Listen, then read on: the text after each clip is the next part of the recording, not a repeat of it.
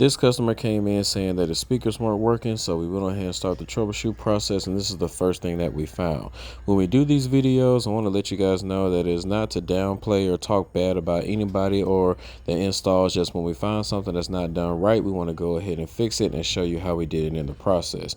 Now, if we were going to be running speaker wire, we would have ran it through the boot, but when we seen the Molex plug on the other side, then we probably would have went a totally different way.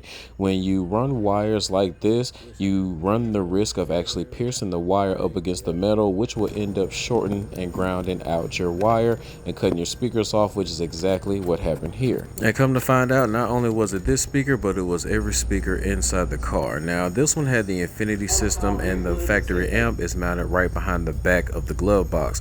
What you would do is get this bypass harness, which comes with your CH6001, which gives you power, ground, and ignition, and you plug this in into the factory amp, run your wires behind your radio, and you're good. When we took the speakers out, we noticed that all the factory harnesses were cut, even on the factory speakers. So what we want to do is put everything back factory, which means on the factory speakers, we want to go ahead and remove all the speaker wires and then solder the factory harness back on. And for the aftermarket speakers, we're just going to do a direct connection solder from the speaker wire straight to the speaker. Now, I am going to use a small little torch that I have to shrink the heat shrink. Just do notice that I'm not actually putting the direct flame onto it because I don't want to burn the wire.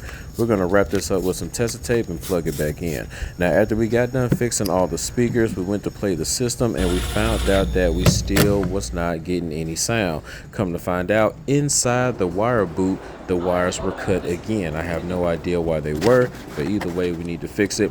And then we want to solder the wire, heat shrink the wire, tape the wire up, and I want to use this Kent Automotive dry lube to actually pull the wire through because it makes it really slippery. So we pull the wire through, solder it on, heat shrink it, and then we actually get sound. If you guys found any value in this run through, please hit that like button. Don't forget to subscribe, share, comment if you want to. Till next time, this is your boy JP signing out. Keep going, keep growing, and have a blessed day. Peace.